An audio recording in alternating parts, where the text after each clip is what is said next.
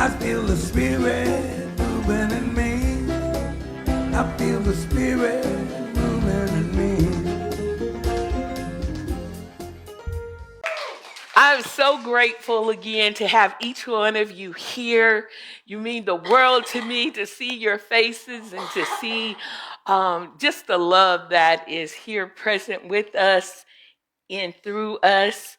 And I am so grateful for Adam, who's going to be my slide transition person.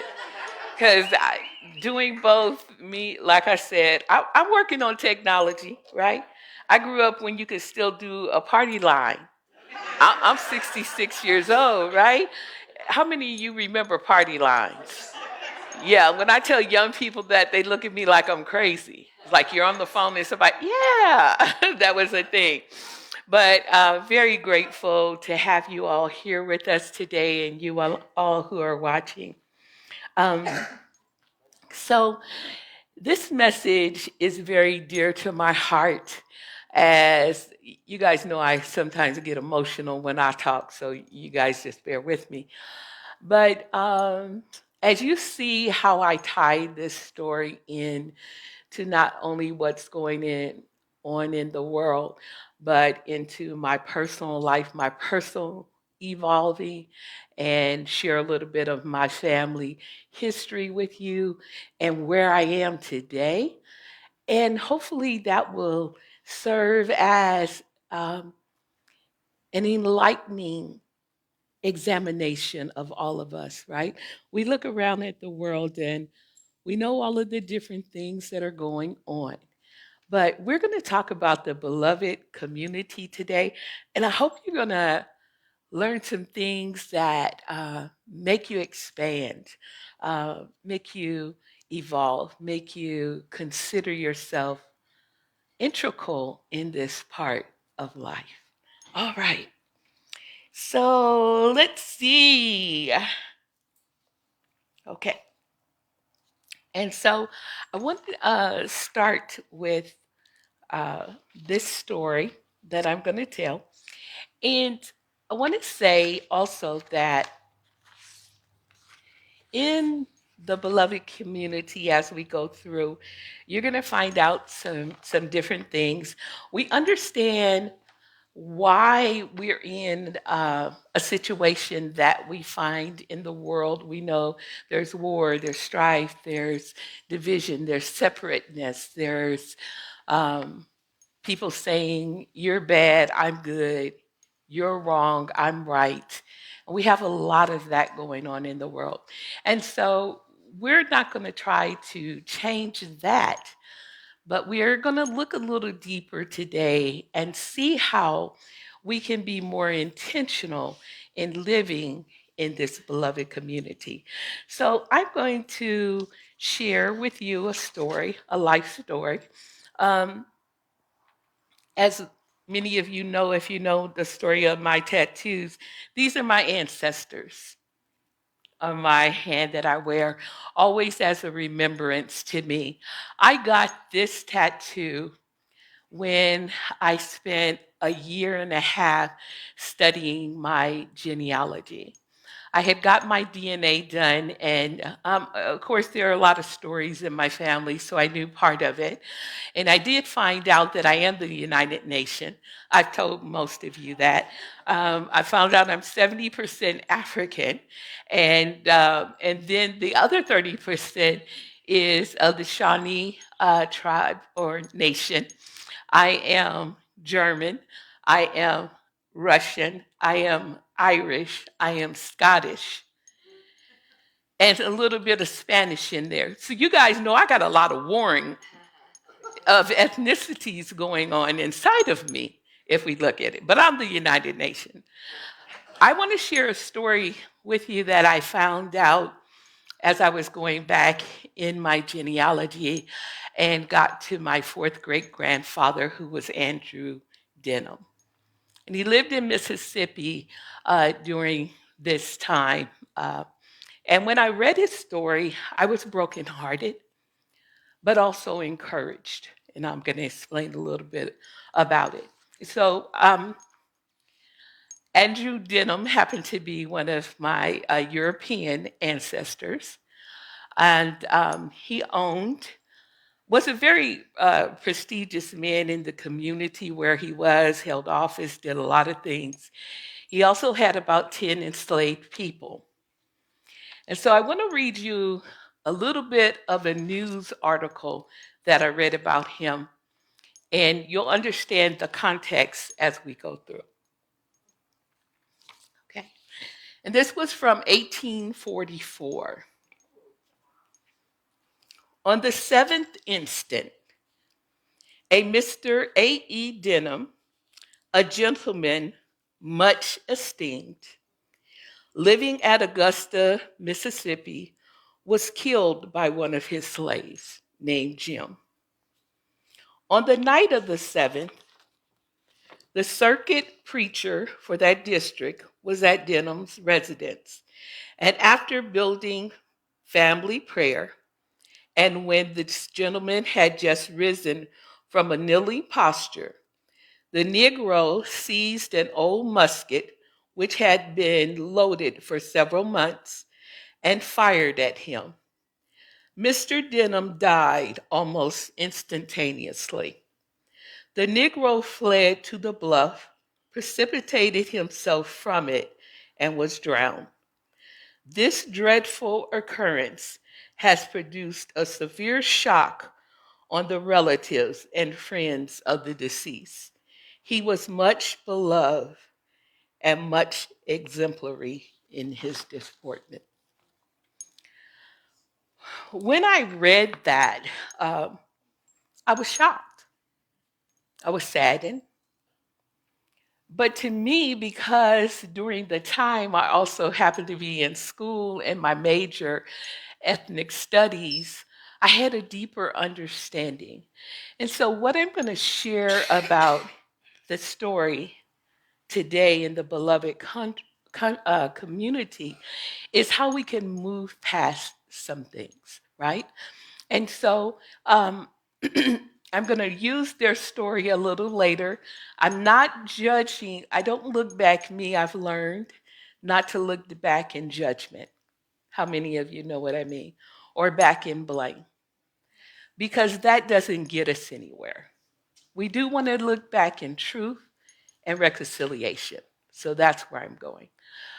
So when you look at my great grandfather and then Jim, I'm not sure if I was related to Jim or not, but Jim creates in his mind this step that he's going to take. And after he does what he does, he goes and jumps off the bluff and drowns himself in the river.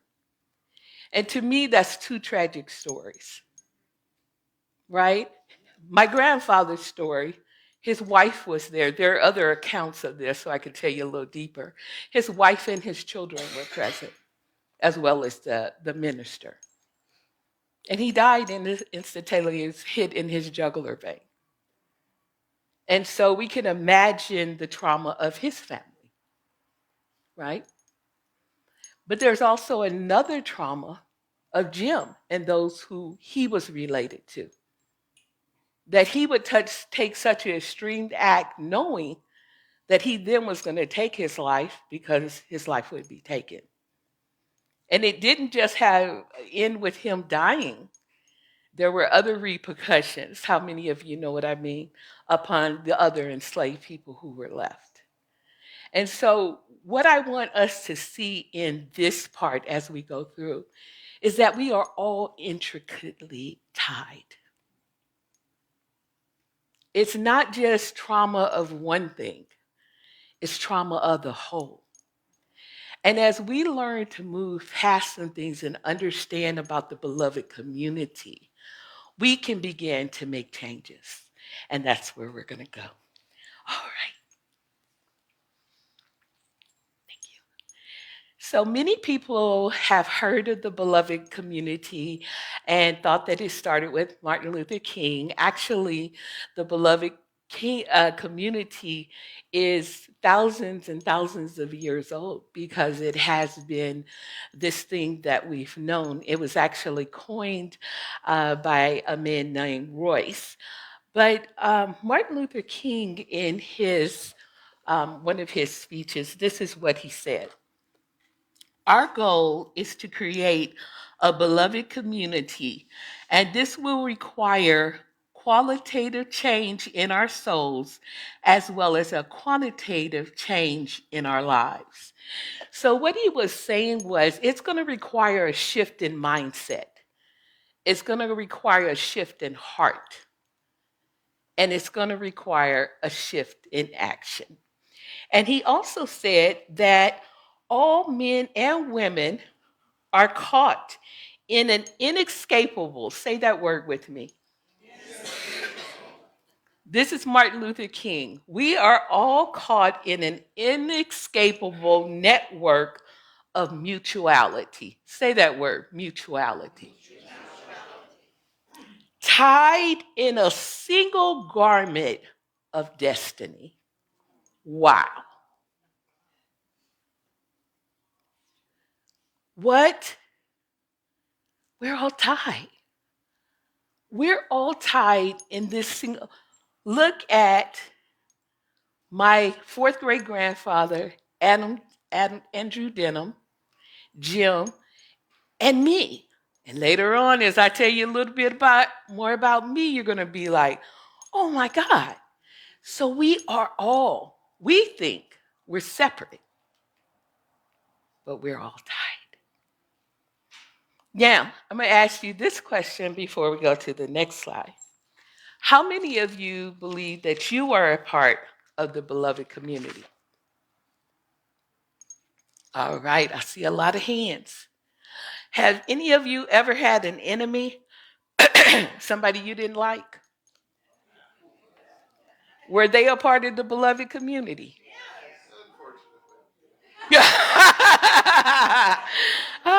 Yeah, but sometimes at that moment we don't feel like it, right? We want to cuss them out or beat them up. You guys know I'm going to keep it real. You might want to cuss them out, beat them up, walk away from them. But we're going to learn some things about this beloved community.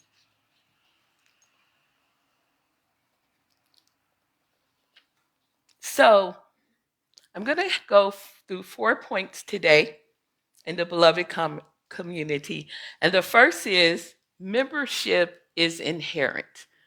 What does that mean? When we come into this earth, we're born into the beloved community. It's inherent. All human beings are born into the beloved community. From birth, we are all inherently part of this inclusive society, deserving of respect, dignity, and love, regardless of our differences. This recognition of our shared spiritual essence underscores our inherent worth and unity. So, what would it look like if we believe that, right? Let's look at what, next slide, thank you. Let's look at what Albert Einstein said. How many of you know he was a deep intellectual? This is what he said. A human being is part of the whole, called by us universe, a part limited in time and space. He said we're all a part of it. He experiences himself, his thoughts and feelings as something separated from the rest, a kind of optical delusion. Wow. What kind of delusion? Optical. We see ourselves as separate. He said this is an optical delusion. And now listen what he said next. He said, an optical delusion of his consciousness. This delusion is a kind of prison for us. Wow. It's a kind of what? Prison. Oh my goodness. Restricting us to our personal desires and to affection for a few persons nearest to us. Wow. Our task must be to free ourselves from this prison.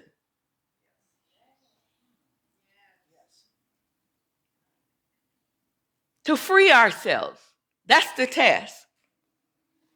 By widening our circle of compassion to embrace all living creatures and the whole of nature into all its beauty. Wow. Kind of deep, isn't it? How many of you have ever lived with that delusion of separateness? How many of you recognize it was a prison? Yes. So in the beloved community, we are all one. We see ourselves as an optical delusion that becomes a prison to us. And that's why we see wars and fighting and separateness, because we believe that somewhere. So it's going to require some shifting. All right, where are we going to shift to? We're going to understand that love is the foundation in this beloved community. So we already said we're all members of it, right? We see ourselves as separate, but that's an optical delusion in a prison. So now we're going to see what is at the foundation of it. Love is the foundational in the beloved community and lies at the heart of everything. Rooted in spiritual principles, this love guides us to resolve conflicts peacefully and constructively. Nonviolence is not only a tactic, but a guiding philosophy that shapes all interaction and seeks to transform adversaries into friends, reflecting our deeper spiritual connection. So love is at the foundation. I'm going to talk about two things. In A Course of Miracles, it says, only love is real. What? Only love is real. Only love is real. Nothing real can be threatened. Wow. What? What? What? Nothing unreal exists. Oh, get out of here. So then everything is love that is real. And anything, wars, rumors, fighting, separateness, is not real, so it doesn't really exist. So how do we see it? How do we feel it? How do we experience it? In these souls and minds and bodies, right? But as the spiritual essence of who we are, the only thing there is love. It said nothing unreal exists. Herein lies the peace of God. Oh my goodness. So when we understand this, that love is the only thing that really exists, when we see everything else that's happening, we know that's optical delusion, right? And then let me read what next slide for me. What Viktor Frankl said. How many of you have ever read this book? Awesome and amazing resilience of what Viktor Frankl wrote and went through. And I won't go into the whole story, but if you haven't read it, please read it. It's about his time, his family's time. And he was a Jewish person during the Holocaust.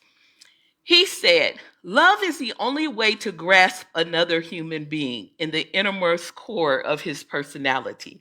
No one can become fully aware of the very essence of another human being unless he loves them. So it's tied. In Matthew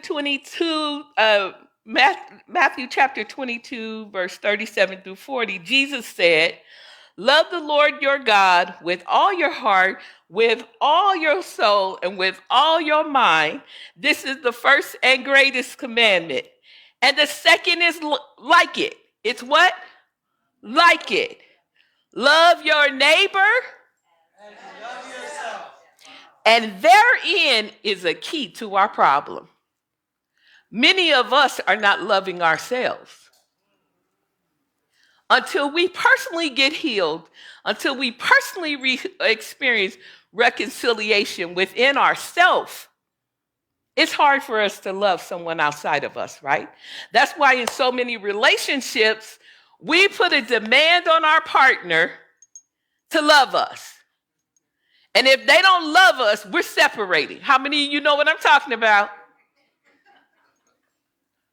But guess what? It's not their job to love you. Whose job is it? And as you're loving you, they're loving you. But it's not their whole responsibility. We hear people say, you don't make me happy anymore. Is it your job, their job to make you happy? I used to live like it was. I'm going to be honest. Oh, yeah, it's your... Oh. So that is a key, is really getting in touch with our internal self and our own personal love. And that love isn't our love. It's the love of God, right? It is that love of God that can sacrifice and make changes and do all of these things that we need to do in the beloved community. Okay, let's go on to the next one. Oh, okay, I'm sorry, stay there. The love community has its foundation in love. Love can be complicated and messy. How many of you know that? Even with people we love. In family, how many have family where there's been messiness? And you still love somebody, but it got messy. Yeah, love can be messy. Love can make us sacrifice and do things we don't want to do. It's like, I don't want to love that person, but love. Love will make us care for people that we don't want to care for, but that's love. All right, let's go to our next one. Oh, you there? Let me see. Yes, thank you. Adam's like, I'm not paying no attention to you. I know where you're supposed to be.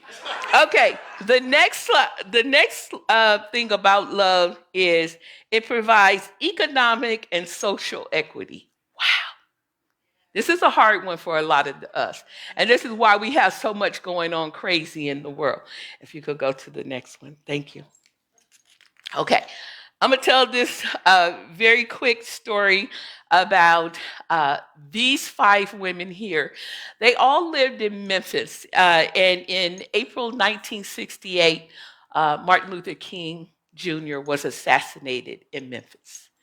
And all of these women had been in this program to help learn how to produce good kids. But they didn't know each other, and they began to know each other a little bit. After that assassination, they were drawn together. White, Jewish, interfaith, different people from different backgrounds, lived different places within the city, had different experiences. But they began to see that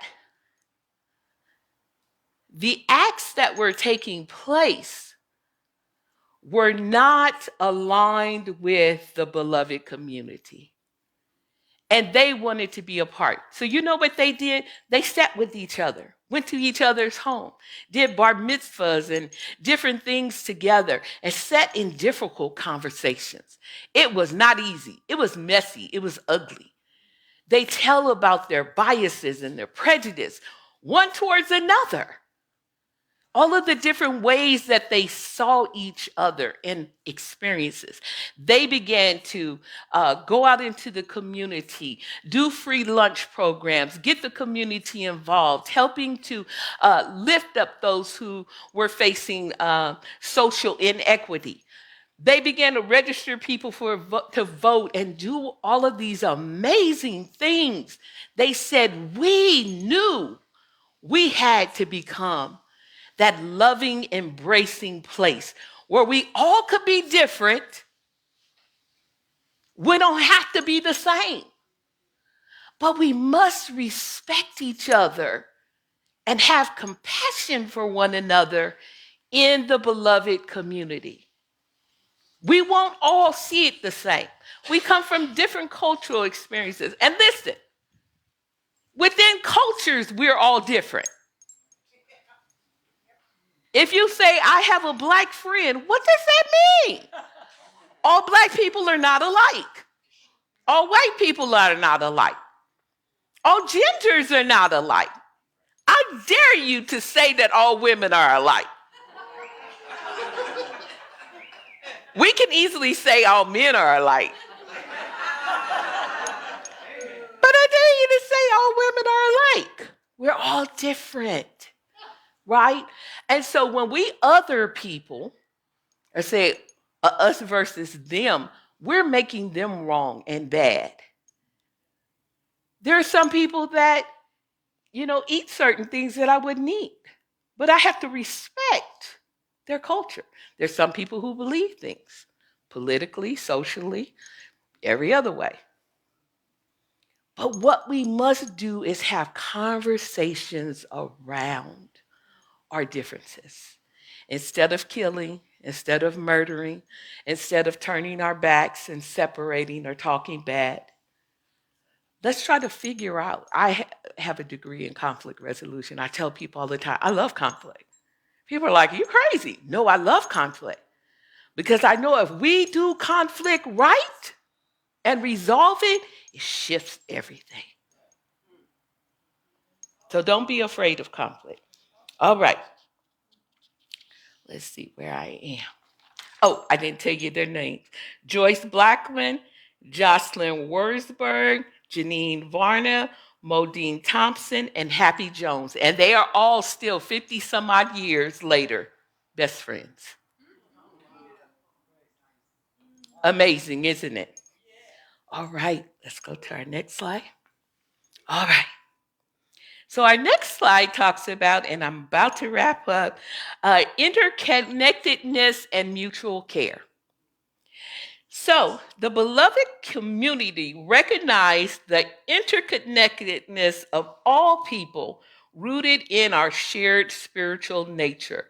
It fosters a sense of mutual care and responsibility where individuals support one another and work together for the common good, acknowledging our spiritual bond and collective well-being.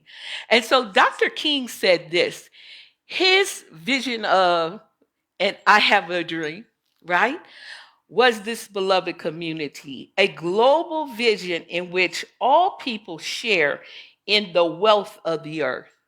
A world where racism and all forms of discrimination and bigotry and prejudice will be replaced by an all-inclusive spirit of sisterhood and brotherhood. And as I said, this is not an easy thing to do because most of us say, it's my money, I earned it. I inherited it. It's mine. How many of us like that? Well, I used to like it. How many of us used to like or like that word mine? You see little kids playing, what they do? Mine. But when we understand in the beloved community, we share all resources. My husband was one of the greatest givers I've ever known in my life. He was ridiculous with it. So much so, I can't tell you how many times we had disagreements about it. But we would be sitting in a restaurant and he would see a family celebrating, and it could be 10 or 15 of them, celebrating something, and he would call the waitress over and say, give me their check. I'm like, do you know how much money their check is? He said, I just want to add to their joy. I can't tell you how many little acts of kindness over the 30 years I was married to him, hundreds and hundreds. He would give a waitress 100% tip. I'm like, who does that? He said, do you know how they're struggling? But he would engage with people. talk to the waitresses or people, and they would say, yeah, I'm a student in school. And not only would he give 100%, he'd slide them $100 bill. I'm like, okay, you've lost your mind. People losing their house, a single mother losing her apartment. He was like, how much will it cost you to get caught up and pay 3 months in advance? Who does that? But that is the mindset and the heart set of the beloved community. How many of us could do different things? That's what we want to look at. So Bell Hooks, our next slide, Bell Hooks was an amazing philosopher, woman. She was born in 1952 in Hopkinsville, Kentucky, in a segregated place. And she faced a lot of things coming up. And as she came up and went through college, went through school, she graduated from Stanford, a lot of different things. Eventually, she went and taught at Stanford and Yale and got her doctorate in 1983. She had a Christian and Buddhism mixture later in her life. And she wrote this book all about love. In the beginning part of her life, she talked a lot about the things that she faced, racism, misogyny, and all of those things. Later on, she writes this book called All About Love. And the thing that is so powerful about this, I want to read to you what she said. She said, realistically, being part of a loving community does not mean we will not face conflicts, betrayals, negative outcomes from positive actions, or bad things happening to good people. Love allows us to confront these negative realities in a manner that is life affirming and life enhancing.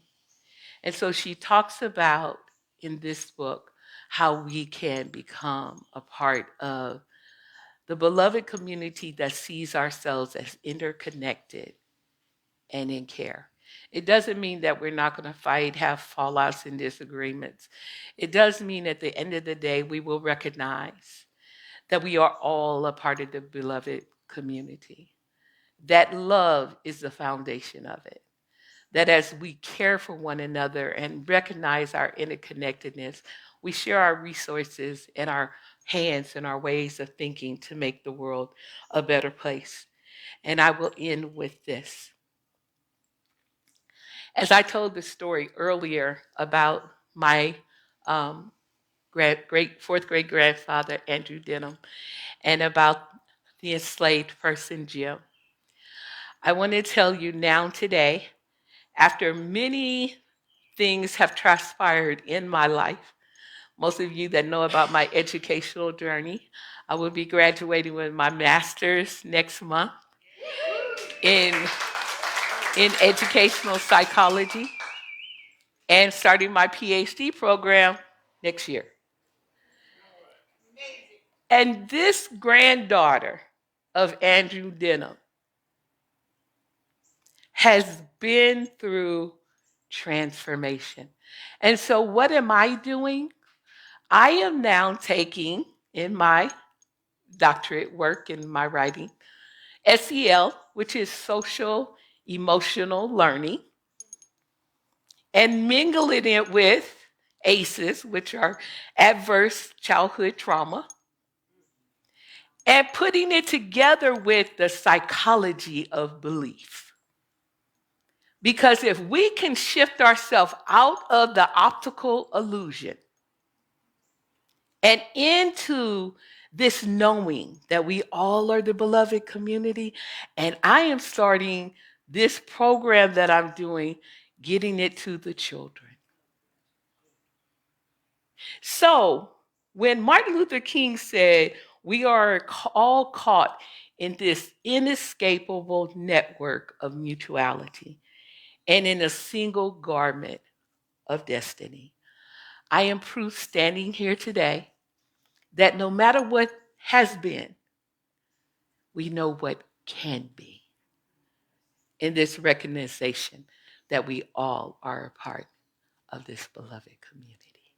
Thank you all for being a part of it too. Thank you. Oh, thank you so much.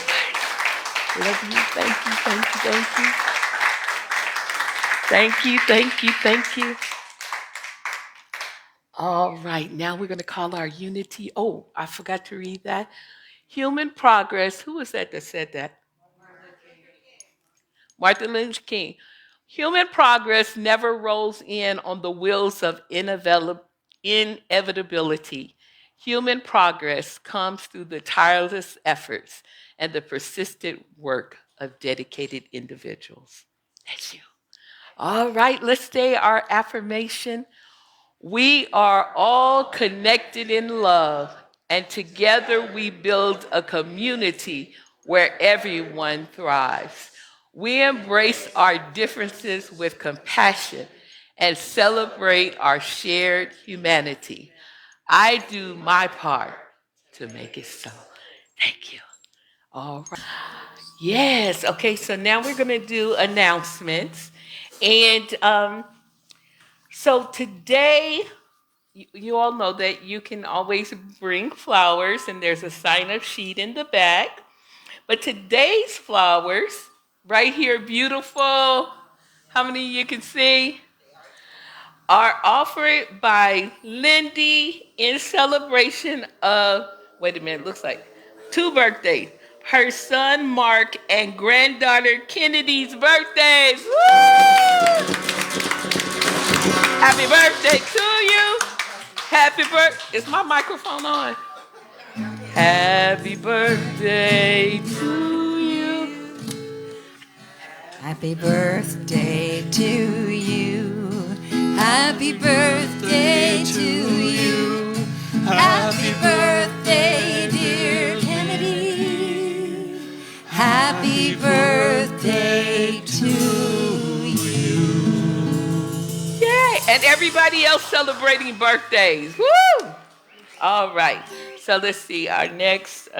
So you can sign up at the back if you'd like to bring flowers and just say what the celebration is. Okay. Next week. Let's see here. Let me put my glasses on. Mind Magic. The neural. Oh no, that's when Reverend Blaine gets back. That's for later. Okay, peace is always possible with Bonnie. Your Kirk. Forgive me, Bonnie. Your canon. And it says in these times of turbulent change, the ground can feel as though it is literally shifting under our feet. Let's explore together how we can bring more peace into our lives and into the world. Yay, Bonnie!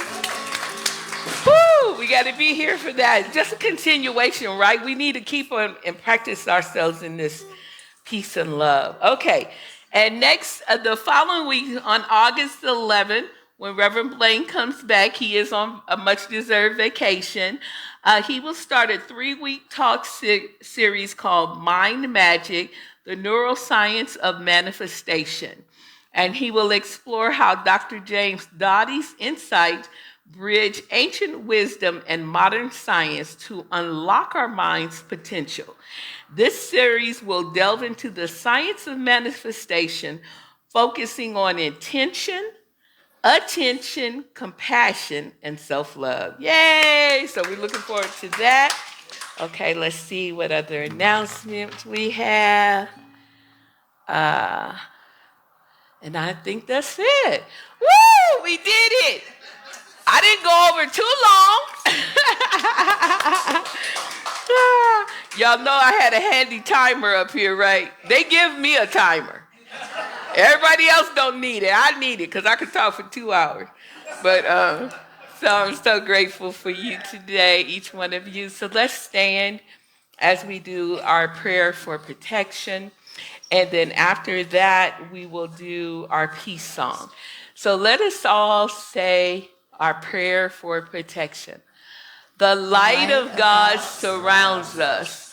The love of God enfolds us. The power of God protects us. And the presence of God watches over us. Wherever we are, God is. And so it is. Where